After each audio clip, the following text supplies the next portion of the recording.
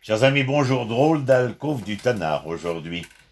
Depuis le début de l'histoire, les humains ont essayé de comprendre les règles inhérentes au monde. Celles cachées, définition de la vie ici-bas, et comment l'histoire évolue-t-elle.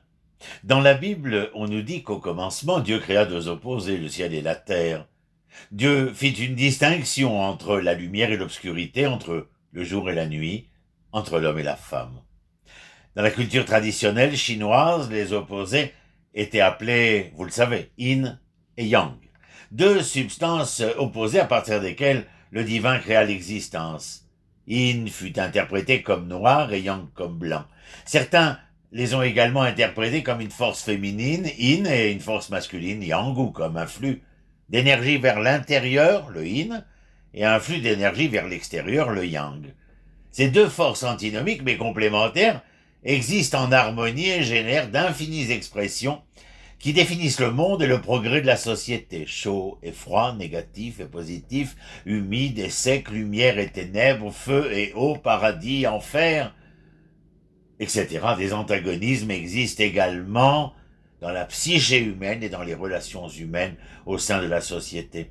Chaque individu a du bon qui le rend bienfaisant et charmant, mais il y a aussi du mal en lui, ce qui le rend brutal et inhumain. Au quotidien, on rencontre ceux qui sont pour et ceux qui sont contre, de bonnes ou de mauvaises personnes, des croyants comme des athées. Pour qu'une entreprise fonctionne efficacement, elle doit soutenir un juste équilibre, celui des opposés, et la direction, la direction et les ouvriers génèrent un climat dynamique et performant. Si trop de personnes veulent conduire le devenir socio-économique de l'entreprise et trop peu de personnes qui effectueront le travail proprement dit, eh bien l'entreprise sera informée sur place et rencontrera d'énormes difficultés. Par conséquent, chacune de ces entreprises doit équilibrer entre le management et la force ouvrière. C'est la structure d'activité la plus efficace, comme le montraient de nombreuses études.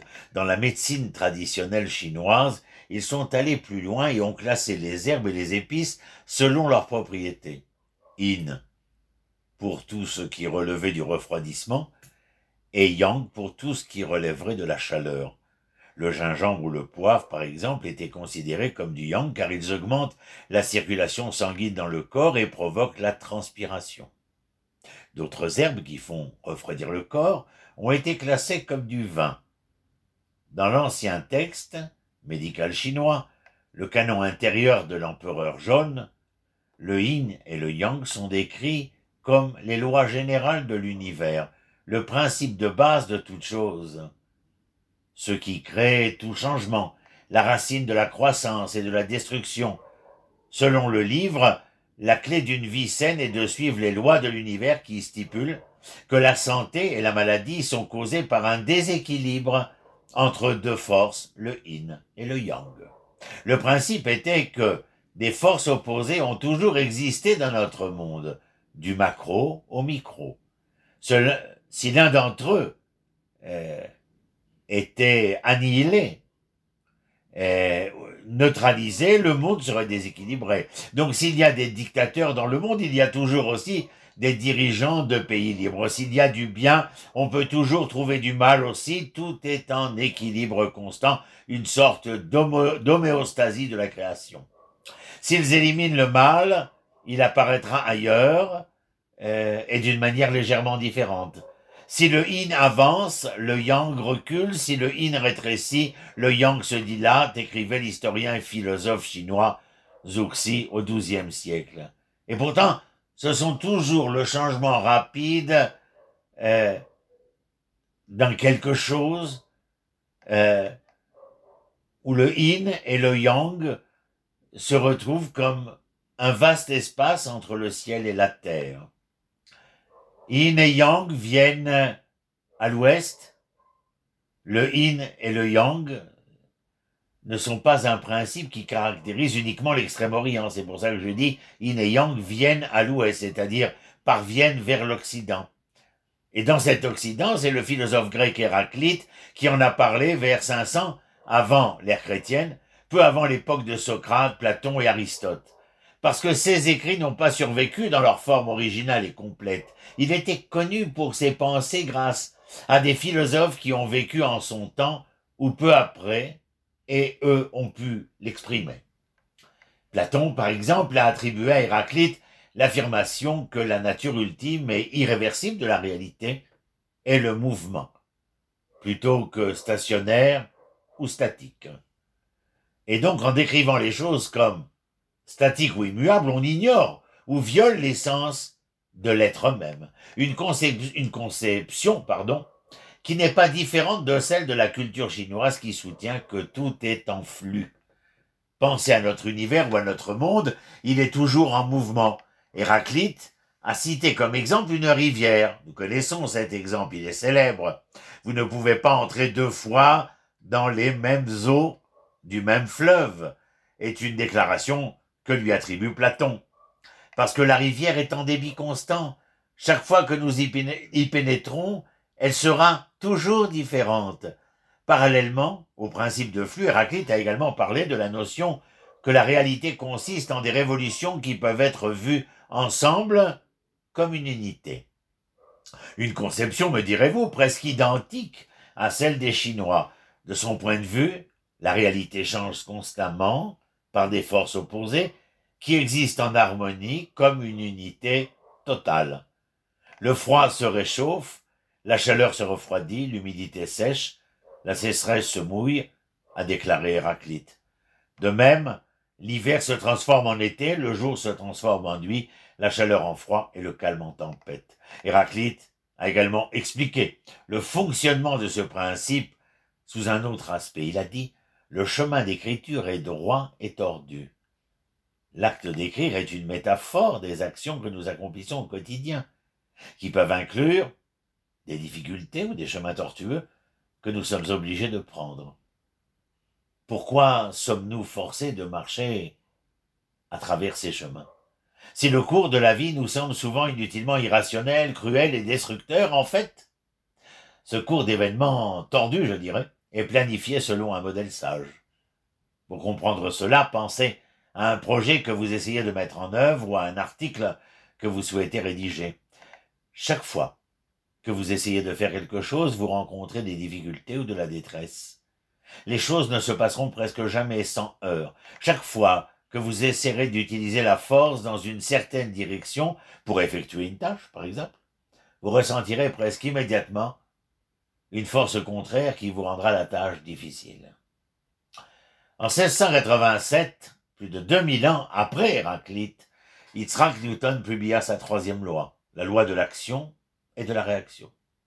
Cette dernière stipule que lorsque le corps A exerce une force sur le corps B, en même temps le corps B exercera sur le corps A une force identique en son intensité et opposée dans sa direction.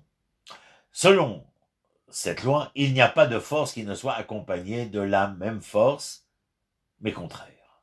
Lorsqu'une personne marche, elle exerce une force contre le sol, mais le sol exerce de la même manière une force contraire vis-à-vis de la personne. Et lorsque les pneus de la voiture exercent une force sur la route exerce une force sur les pneus, ce qu'on appelle la force de frottement. Au début du XXe siècle, ce principe a été observé lors de la découverte de la structure de l'atome. Il s'est avéré que ce dernier est composé de particules dont la charge électrique est positive, mais elles sont entourées de particules dont la charge est négative et ainsi le négatif annule le positif et l'atome se retrouve avec une charge neutre. Par conséquent, dans le tableau périodique, toutes les différentes substances sont présentées comme équilibrées, bien que dans des circonstances spécifiques, elles puissent se déséquilibrer et devenir des ions. Le dicton le plus célèbre attribué à Héraclite est peut-être « La guerre est le père et le roi de toutes choses ». Cela prouve que certains ne sont que des dieux et d'autres des êtres humains, et cela rend ses esclaves et les premiers libres.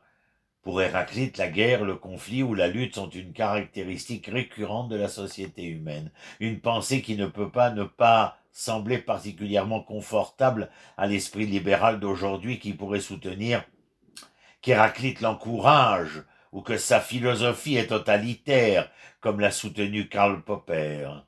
Mais certains expliquent qu'Héraclite n'encourage pas la guerre et la lutte, mais a simplement compris que c'est une caractéristique récurrente de l'histoire. Héraclite semble penser que le conflit ne devrait pas être considéré comme une caractéristique inhabituelle de la société, mais bien plutôt comme une caractéristique normale et intégrale de celle-ci. La guerre ou le conflit permettent de renverser des dictatures ou de guérir la société de son injustice. Et ils permettent, pour le moment, dirons-nous, un meilleur équilibre entre les différents groupes qui composent le monde et la nature telle que nous la connaissons. Nous n'avons fait qu'entamer cette fois-ci ce regard à travers mon introduction, les oppositions dans la création selon la Bible, dans le livre de Bereshit, qui nous a amenés à la philosophie chinoise et puis bien entendu à la philosophie grecque d'Héraclite, mais non des moindres envers Newton, et puis bien entendu un petit mot sur l'atome, ses oppositions et sa dimension de neutralité, mais ô combien, en revenant à Héraclite, nous l'entendons nous expliquer que le conflit, l'opposition, la guerre, j'irais même jusqu'à dire que le débat, les joutes oratoires, cette confrontation des idées, de la pensée, relèvent du même ordre. Elles permettent un meilleur équilibre entre les différents groupes qui le composent, car peut-être serons-nous à même capables de comprendre et d'entendre que ces différentes dimensions qui peuvent paraître opposées font partie de cette mosaïque beaucoup plus grande, macroscopique, qui, elle, est à même, si nous sommes capables de la reconstruire, de nous faire entendre une toute autre symphonie. Voilà, je vous souhaite une bonne semaine, une bonne fin de semaine ou un bon Shabbat, tout dépend quand est-ce que vous entendrez cette petite leçon et je vous dis à très bientôt. Shalom, shalom.